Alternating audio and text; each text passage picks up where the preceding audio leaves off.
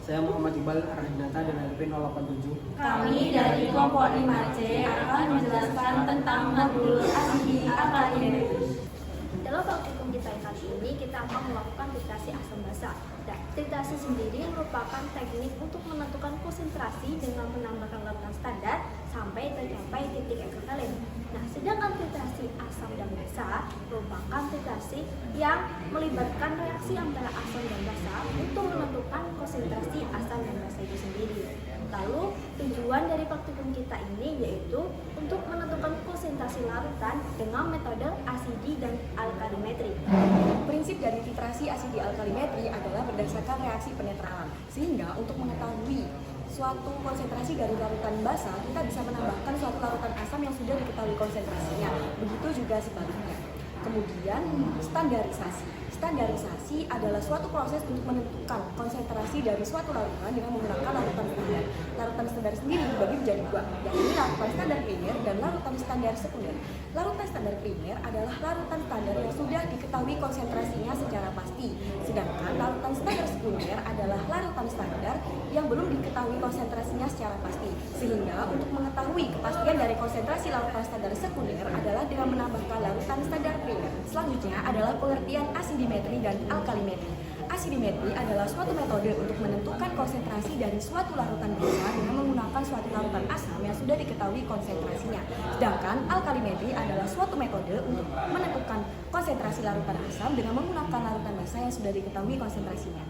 Pada praktikum asidi alkalimetri kali ini, indikator yang digunakan merupakan indikator PP atau indikator fenolftalein. Indikator fenolftalein ini sering digunakan pada titrasi asam basa. Indikator ini menunjukkan perubahan warna pada kondisi basa, di mana pada kondisi asam, indikator PP akan tidak berwarna atau jernih atau bening. Kemudian pada kondisi basah dengan pH sekitar 8,2 sampai 10, indikator PP akan berwarna merah muda atau pink. Kemudian pada pH di atasnya, indikator PP akan berwarna semakin pekat.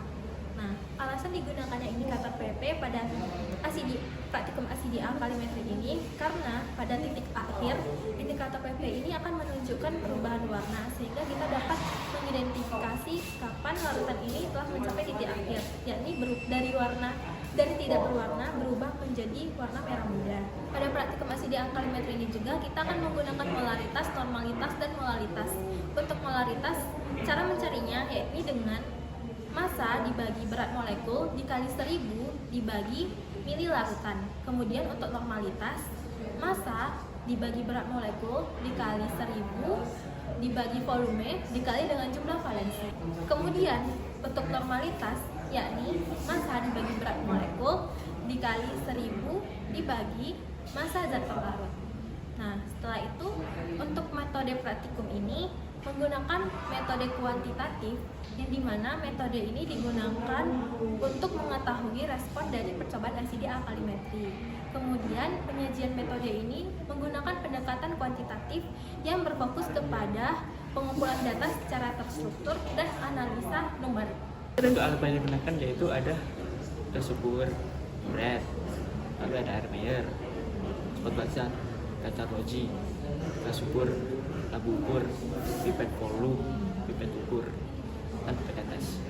Dan untuk bahannya ada asam oksalat, NaOH, indikator PP, ACL, dan Aquades. Dan untuk variabel kontrolnya yaitu variabel yang dapat diubah secara konstan. Dan untuk contoh kontrolnya yaitu ada NaOH 10 mili, asal 10 mili, dan indikator PP 3 tetes. Dan untuk variabel bebasnya yaitu variabel yang dapat diubah secara konstan.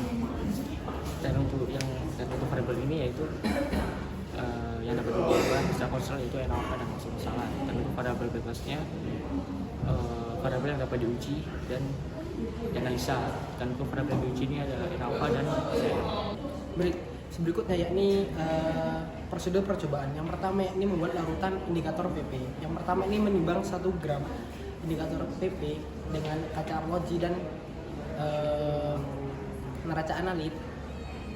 Kemudian memasukkan 1 gram indikator PP tersebut ke dalam labu ukur, kemudian dilarutkan dengan 80 ml etanol dan 20 ml Aquades. Kemudian dihomogenkan. Kemudian standarisasi NaOH menggunakan asam oksalat. Baik, yang pertama yakni menimbang 1,25 gram asam oksalat, kemudian masukkan ke dalam labu ukur, kemudian dilarutkan dengan aquades hingga 100 ml atau tanpa batas, kemudian dihomogenkan. Setelah itu asam oksalat tersebut dimasukkan ke dalam buret hingga tanpa batas karena dia sebagai titran. Kemudian menimbang 0,4 gram NaOH menggunakan kaca arloji dan kaca aralin. Kemudian setelah itu dimasukkan ke dalam labu ukur, kemudian dilarutkan dengan aquades hingga 100 ml. Setelah itu mengambil 10 ml larutan NaOH, kemudian dimasukkan ke dalam Erlenmeyer, kemudian diteteskan dengan indikator PP sebanyak 2 hingga 3 tetes. Setelah itu baru melakukan titrasi, yakni menitrasi NaOH menggunakan asam oksalat dari buret tersebut hingga titik ekivalen atau hingga terjadi perubahan warna, yakni dari tidak berwarna menjadi berwarna pink. Setelah itu melakukan titrasi tersebut 3 kali. Kemudian menghitung rata-rata volume dari NaOH yang digunakan dan menghitung konsentrasi asam oksalat. Kemudian terakhir ini menghitung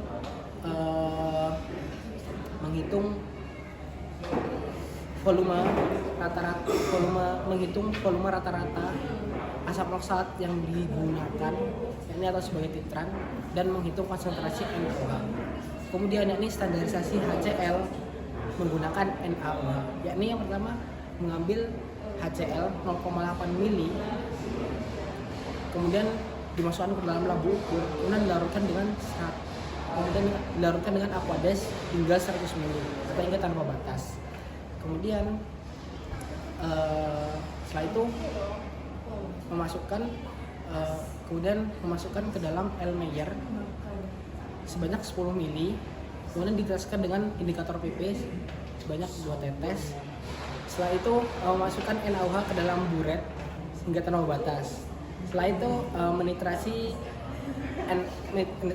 menitrasi HCl menggunakan NaOH dari buret tersebut hingga titik ekivalen atau terjadi perubahan warna, ini dari tidak berwarna menjadi berwarna pink. Setelah itu mengulangi 3 kali dan menghitung volume rata-rata NaOH yang digunakan dan menghitung konsentrasi HCl. Sekian dari kami, kurang lebihnya mohon maaf. Wassalamualaikum warahmatullahi wabarakatuh.